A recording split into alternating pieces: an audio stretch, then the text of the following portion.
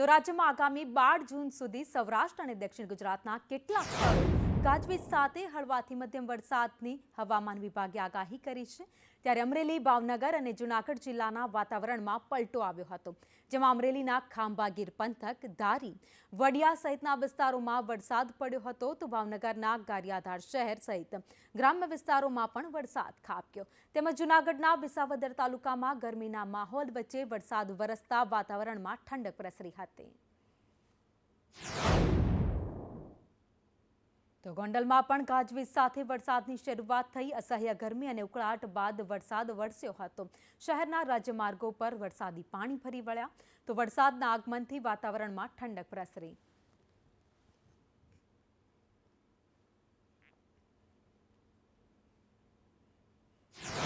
અમરેલીના ધારીમાં મેઘરાજાની પધરામણી થઈ છે। ધારીના ઇંગોરાળા, જીરા, દેવળા ગામમાં વરસાદ વરસ્યો, તો આંબરડી સફારી પાર્ક સહિતના વિસ્તારોમાં વરસાદ નોંધાયો હતો।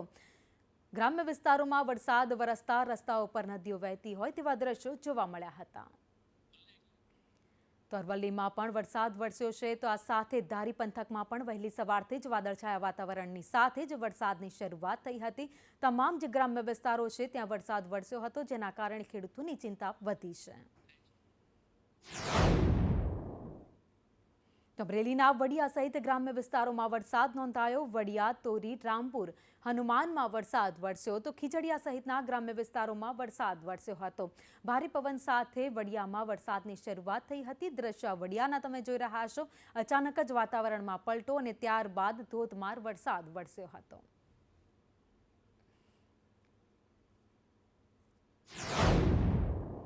અમરેલીના ખાંભા ગીર પંથકના વાતાવરણમાં વરસાદ વરસ્યો છે। પલટાની સાથે જ વરસાદની શરૂઆત થઈ। ખાંભા ગીર પંથકના ગ્રામ્ય વિસ્તારોમાં વરસાદનું આગમન થયું છે। નાના વિસાવદર, ખડાધાર, મોટા સમઢિયાળીમાં વરસાદ વરસ્યો હતો।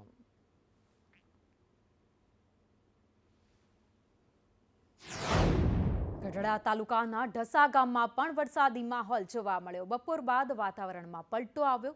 શહેરીજનોને ગરમીમાંથી આંશિક રાહત મળી છે। રાજ્યમાં 6 થી 7 દિવસ હવામાન વિભાગે વરસાદની આગાહી કરી છે। ક્યાંક છૂટોછવાયો તો ક્યાંક ધોધમાર વરસાદ પડશે। તો બોટાદમાં પણ બપોર બાદ વાતાવરણમાં પલટો આવ્યો અને ત્યારબાદ વરસાદની શરૂઆત થઈ હતી। તો બોટાદના દ્રશ્યો, જ્યાં પવન સાથે વરસાદી માહોલ જોવા મળ્યો। બફારામાંથી લોકોને રાહત મળી છે। વાતાવરણમાં ઠંડક પ્રસરી ગઈ છે। તો વહેલી સવારથી જ વાતાવરણમાં થોડો પલટો અને ત્યારબાદ બપોર બાદ વરસાદ શરૂ થયો।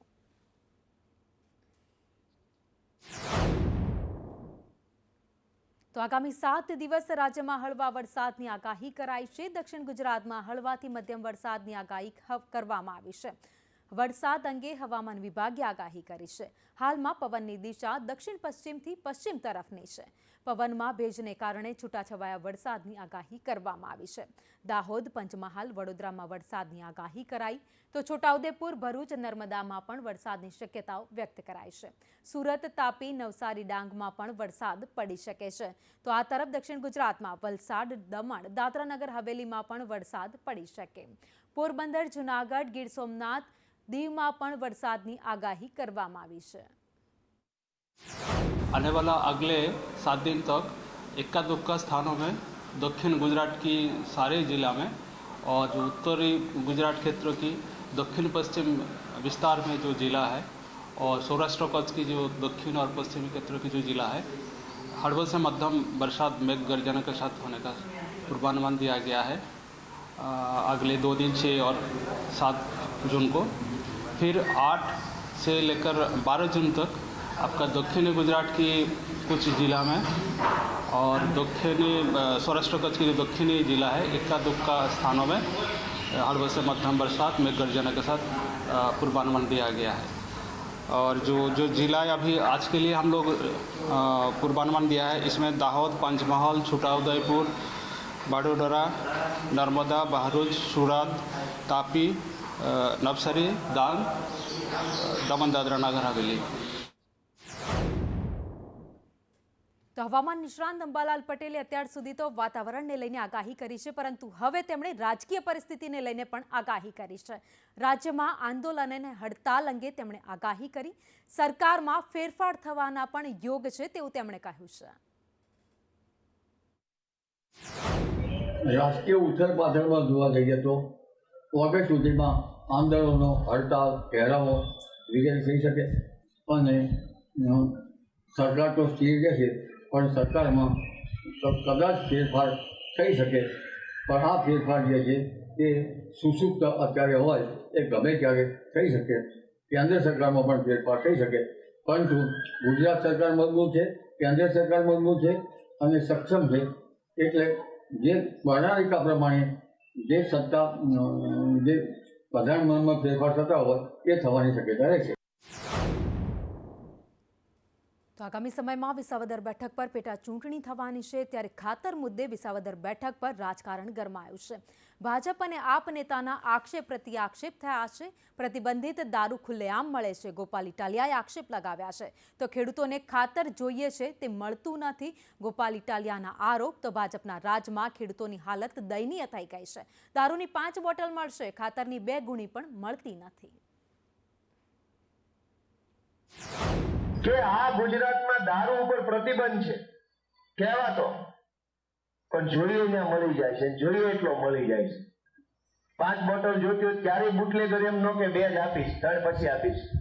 પણ ખાતર તમારે 3 થેલી જોતું હોય તરત એમ કે 1 જ મળશે, 2 નહીં મળે. ખાતર ઉપર પ્રતિબંધ નથી. ખાતર તો છૂટથી વેચવાની વસ્તુ છે, પણ પૈસા દેતા ખાતર ન મળે. દારૂ તમે કયો ને આવીને આપી જાય, કેળામાં મગાવો કેળામાં આપી જાય, ઘરે મગાવો ઘરે આપી જાય. અને કયા ગામમાં નથી મળતું તમે મને કહો, હું ખોટું બોલતો જ ના પાડજો. વાત ખોટી છે. પ્રતિબંધિત દારૂ મળે તાણે ખાતર ન મળે તો કેમ ખેતી કરવાની? આ ભાજપ વાળા એવા વાયદા કરીને સરકારમાં આવી ગયા કે ખેડૂતોની આવક ડબલ કરીને આપશું અમે. આવક ડબલ થઈ, ખર્ચો ડબલ થયો. માંડ ખાતર મળે છે, ભેગો ભાણિયો લેવો પડે 600 વાળો. ત્યારે હું હાજર હતો ત્યારે ચૂંટણી જાહેર થઈ ગઈ હતી. કેટ પટેલ ઉમેદવાર જાહેર નહોતો થયો ત્યારે, અને ત્યારે હતી ત્યારે ખેડૂતોની રજૂઆત આવી હતી ભાઈ ખાતરનો ડીએપી નો પ્રશ્ન છે, ખાતર નથી મળતો. ત્યારે મને કેટભાઈ ને ત્યારે વજુભાઈ બધા લોકો ત્યારે હતા. વાત થઈ હતી અમારી રેન્ક આવી ને રાજકોટની, ત્યાં ખાતરનો પ્રસ્તાવ બને કે જો અમારી જવાબદારી છે 700 ટન ખાતર તમારે વિસાવદર ભેસાણમાં અમે તાત્કાલિક માહિતી તમને મોકલી.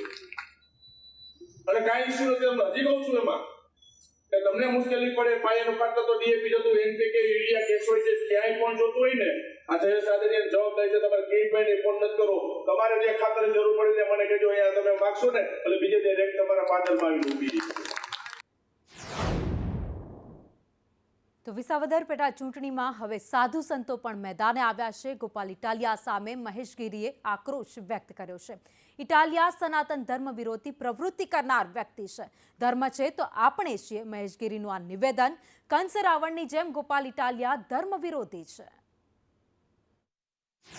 હમણાં જ મને ગામના છોકરાઓએ વિડીયો બતાવ્યો અને વિડીયામાં મેં ગોપાલ ઇટાલિયાનો એ વિડીયો હતો અને વિડીયામાં મેં જોયું જે ભાષા વાપરી છે ને ધર્મના માટે, ધર્મને ભોગતા હોય એવા ભક્તો માટે મંદિરમાં ના જવું જોઈએ, કથાઓમાં નાચવાવાળા બહેનોને માતાઓને, આપણા બહેનો માતાઓને નાચવાવાળા કીધા એને, જે કથાઓમાં આપણા વડીલો જાય છે, બા બાપુજી જાય છે ને કહી રહ્યો છે.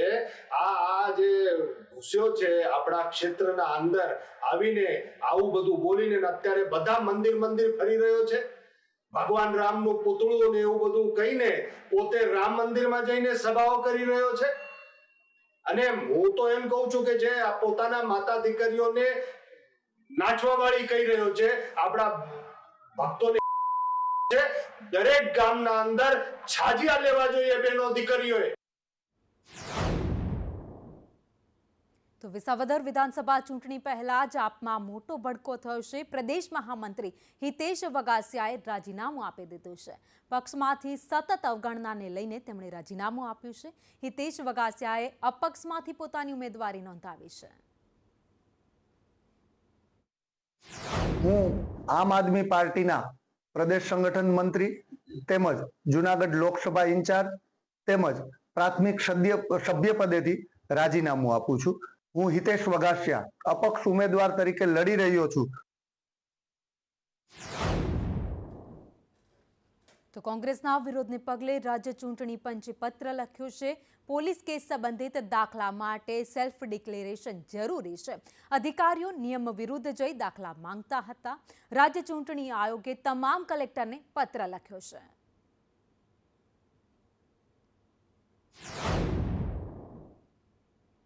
સમાચારોમાં આગળ વાત કરીએ. ગ્રામ પંચાયત ચૂંટણીને લઈને કોંગ્રેસની ચૂંટણી પંચને રજૂઆત છે. ઉમેદવારો પાસે કાયદા બહારની બાબતો માંગવા અંગે રજૂઆત કરવામાં આવી. કોંગ્રેસ લીગલ સેલના ચેરમેન યોગેશ રવાણીનું નિવેદન પણ છે. ઉમેદવારો પાસે કોઈ પણ સર્ટિફિકેટ માંગવામાં નહીં આવે.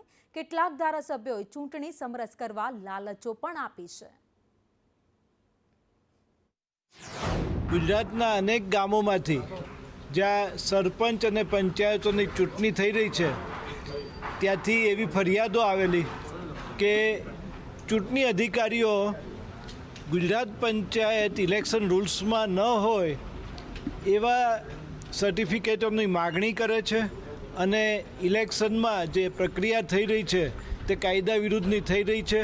ડોક્યુમેન્ટો માગવામાં આવે છે તે અધિકારીઓ આગળથી એટલે તલાટીઓ આગળથી માગવામાં આવે તેવા ડોક્યુમેન્ટ હતા. એથી ચૂંટણીની પ્રક્રિયા કાયદાની વિરુદ્ધ થઈ રહી હતી. આ અંગે અમે રજૂઆત કરી. કચ્છ ગ્રામ પંચાયત ચૂંટણીને લઈ માંડવીના ધારાસભ્યએ જાહેરાત કરી છે. સમરસ પંચાયત બનાવવા પર 5 લાખ ગ્રાન્ટની જાહેરાત કરાઈ છે. માંડવીના ધારાસભ્ય અનિરુદ્ધ દવે મોટી જાહેરાત કરી છે. પાણી સંગ્રહ માટે ધારાસભ્યની ગ્રાન્ટમાંથી 5 લાખ સહાય આપવામાં આવશે. સંવાદ સાથે સમરસ પંચાયત બનાવવા માટે પણ ધારાસભ્યએ અપીલ કરી છે. કોઈ વિચારની અંદર વધારો કરવા માટે નરેન્દ્રભાઈ મોદી સાહેબનું કેચ ધ રેઇનનો જે સંકલ્પ છે એને સાકાર કરવા માટે જે ગ્રામ પંચાયત સમરસ થશે એને મારા વિધાનસભા ક્ષેત્રની જે ગ્રામ પંચાયત સમરસ થશે એ ગ્રામ પંચાયતને 5 લાખ રૂપિયા સુધીના જળ સંગ્રહના કામોમાં હું અનુદાન આપીશ.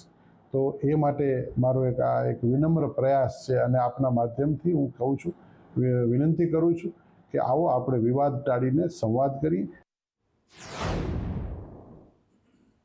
તો ઓલપાડમાં પણ સમરસ ગ્રામ પંચાયત માટે ધારાસભ્યએ જાહેરાત કરી છે. ઓલપાડના ધારાસભ્ય અને મંત્રી મુકેશ પટેલે જાહેરાત કરતા કહ્યું, મહિલા ગ્રામ પંચાયત સમરસ થાય તો 20 લાખ રૂપિયાની તેઓ ગ્રાન્ટ આપવાના છે. ગ્રામ પંચાયત સમરસ થાય તો 15 લાખ આપવામાં આવશે. કે 18 ગ્રામ પંચાયતો તમે બિનહરીફ કરશો અને એમાં પણ આખી ગ્રામ પંચાયત મહિલા હશે એને સરકારની વિવિધ યોજનામાંથી લગભગ અમે 20 લાખ રૂપિયાને આપીશું. આખું ગામ સમરસ થશે તો એને 15 લાખ રૂપિયા અમે આપીશું. તો તમામ લોકોને વિનંતી છે કે ગામમાં કોઈ લડાઈ ઝઘડો ન થાય, બધા એક સદભાવનાથી લોકો સાથે રહે અને વિકાસની આપણી ગાથા નિરંતર ચાલતી રહે એના માટે સમરસ કરવા માટે હું અપીલ કરું છું. તો એક તરફ ધારાસભ્યો અપીલ કરી રહ્યા છે તો બીજી બાજુ બાયડ તાલુકાની વધુ 2 ગ્રામ પંચાયત સમરસ થઈ ગઈ છે. માનપુર અને છાપરિયા ગ્રામ પંચાયત સમરસ થઈ છે. ધારાસભ્ય ધવલસિંહ ઝાલાની હાજરીમાં પંચાયત સમરસ થઈ હતી.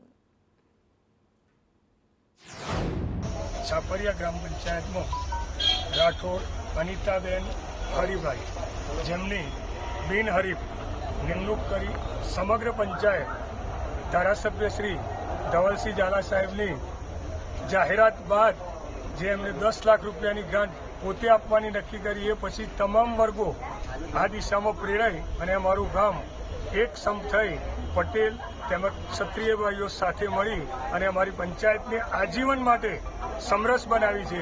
આજે માનપુર અને છાપરિયા 2 પંચાયતો સમરસ થઈ છે. છાપરિયા પંચાયતની વાત કરું તો છાપરિયા પંચાયતની અંદર પણ તમામ આગેવાનો ઉપસ્થિત રહ્યા અને તમામ આગેવાનોએ ભેગા થઈને સ્ટેમ્પ કર્યો કે ભાઈ આજીવન આ છાપરિયા પંચાયતને સમરસ કરવી જોઈએ. આ શરૂઆત ખૂબ સારી શરૂઆત કહેવાય. મહિલા ઉમેદવાર તરીકે બેનની પસંદગી કરી અને તમામ ગામના આગેવાનો અહીંયા ઉપસ્થિત રહ્યા છે અને છાપરિયા પંચાયતને સમરસ કરી માનપુર પંચાયત પણ આની પહેલા સમરસ થઈ. ખૂબ આનંદની વાત છે કે મારા વતી જે 10 લાખ રૂપિયાની ગ્રાન્ટ વિકાસના કામ માટે છાપરિયામાં વાપરવા આપવાની છે. તો દિયોદરમાં વરરાજાએ સરપંચ પદની ઉમેદવારી નોંધાવી છે. સાલપુરા ગામે વરરાજા સરપંચ પદના ઉમેદવાર બન્યા છે. જાનૈયા અને સમર્થકો સાથે તેમણે પોતાની ઉમેદવારી નોંધાવી હતી. 7 ફેરા ફરતા પહેલા જ ઉમેદવારી તેમણે નોંધાવી હતી.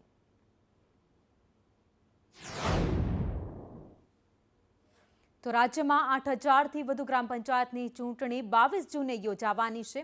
ગુજરાતમાં અનેક ગ્રામ પંચાયતો સમરસ બની રહી છે, ત્યારે થરાદ તાલુકાની મોરથલ ગ્રામ પંચાયત સમરસ બની છે.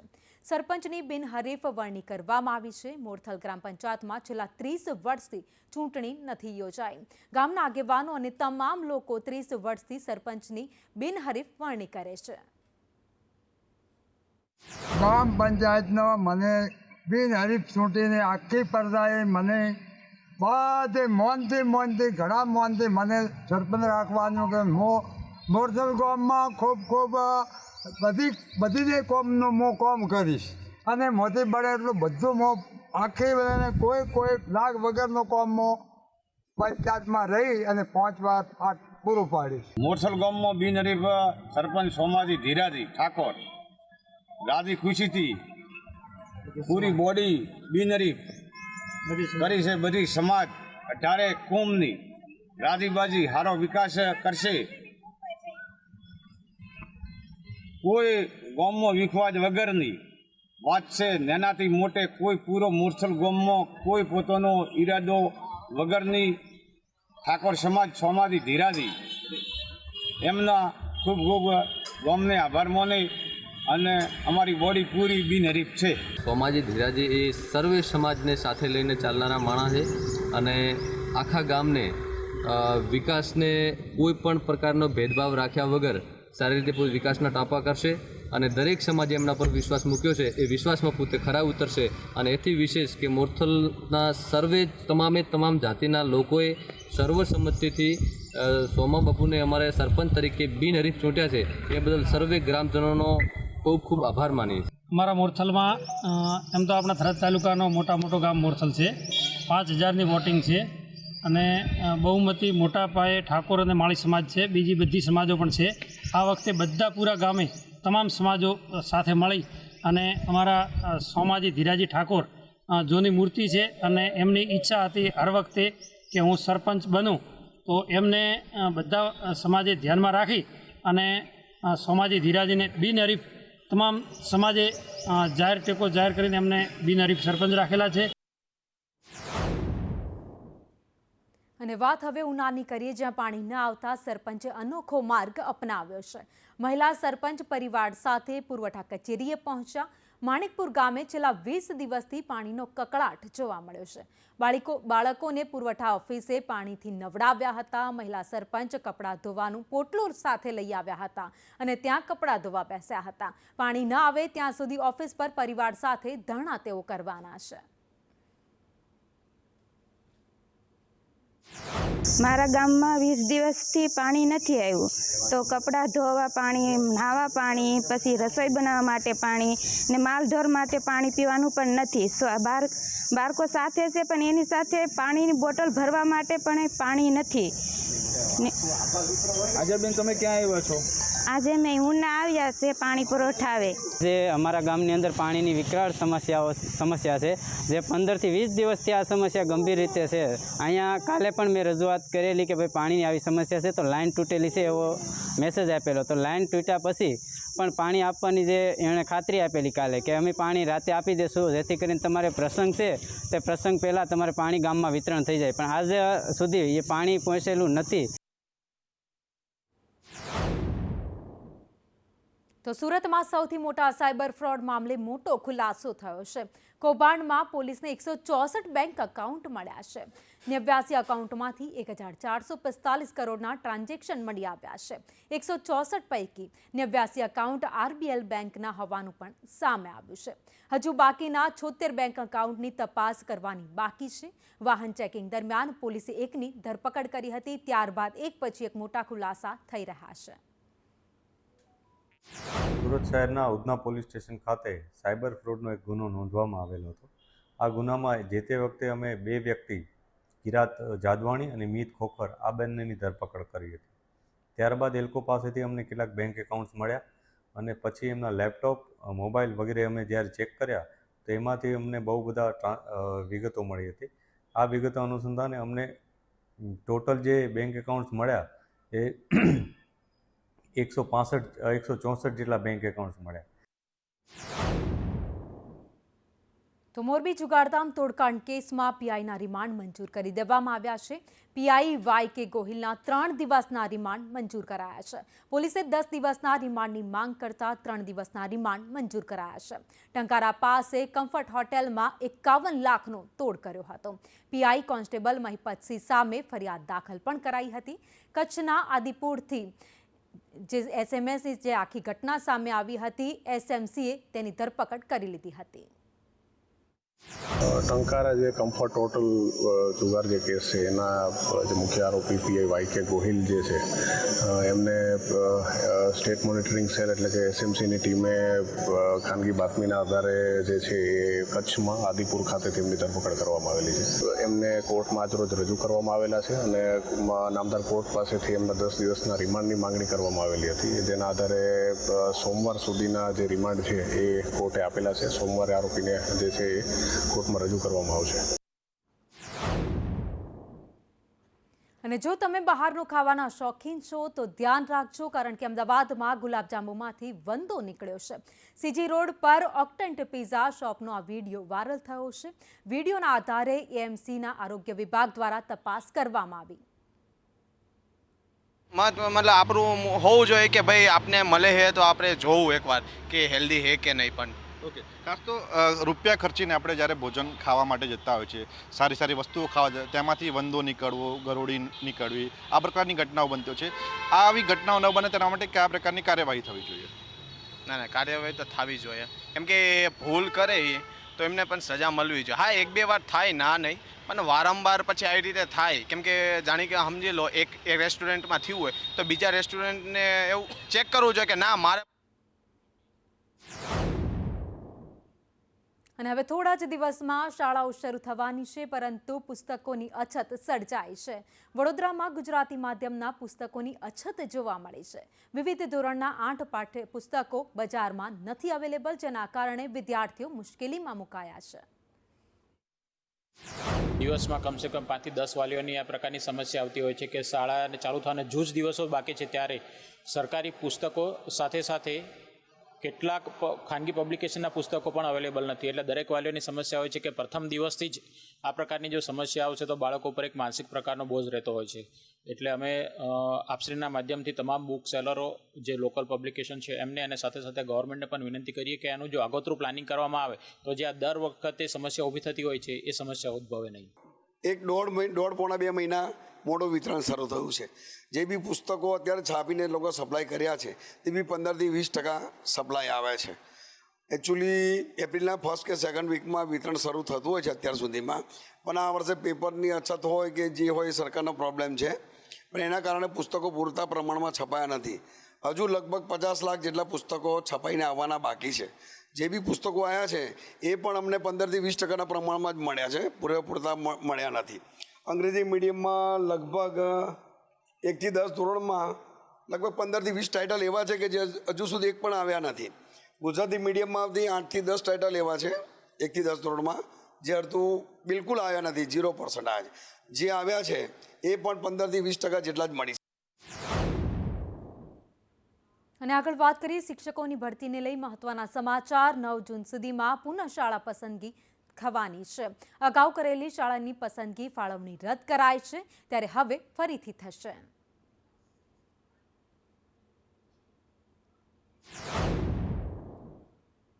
સૌરાષ્ટ્ર યુનિવર્સિટીમાં એબીવીપી હલ્લાબોલ કર્યો છે। ફિઝિયોથેરાપીના વિદ્યાર્થીઓને નાપાસ કરાતા વિરોધ કરાયો। બીજા વર્ષના 100 વિદ્યાર્થીઓને નાપાસ કરાયા હતા, જેના કારણે એબીવીપીના કાર્યકર્તાઓ પહોંચ્યા હતા અને વિરોધ નોંધાવ્યો હતો। સિલેબસ બહારનું પેપર કાઢી નાપાસ કરાયાનો આરોપ લગાવ્યો। પેપર આઉટ ઓફ સિલેબસ હતું તો બી અમે લોકોએ એટેમ્પ્ટ કર્યું અને તમે વિચારી શકો છો કે બધાને 0, 1, 2 એવા માર્ક્સ આવ્યા છે। સ્પેશિયલી જે લોકો ટોપર્સ છે એ લોકોને બહુ જ ઓછા માર્ક્સ આવ્યા છે આ વખતે સાયકેટ્રીમાં। તો આ બહુ ગંભીર બાબત છે। અને બીજી બાબત એ છે કે આ લોકો રીએસેસમેન્ટનું રિઝલ્ટ પણ 1 વીક પહેલા આપે, તો હવે સ્ટુડન્ટ્સને વાંચવું ન વાંચવું કેમ ખબર પડે આ બધી વસ્તુની। સમાચારમાં આગળ વાત કરી રત્ન કલાકારોના સહાય પેકેજના નિયમમાં ફેરફાર કરાયો છે। રત્ન કલાકારોના બાળકોના શિક્ષણ માટે સહાય પેકેજ જાહેર કરવામાં આવ્યું હતું, તેમાં ફેરફાર કરવામાં આવ્યા છે। સંપૂર્ણ બેરોજગારીનો પુરાવો નહીં આપવો પડે।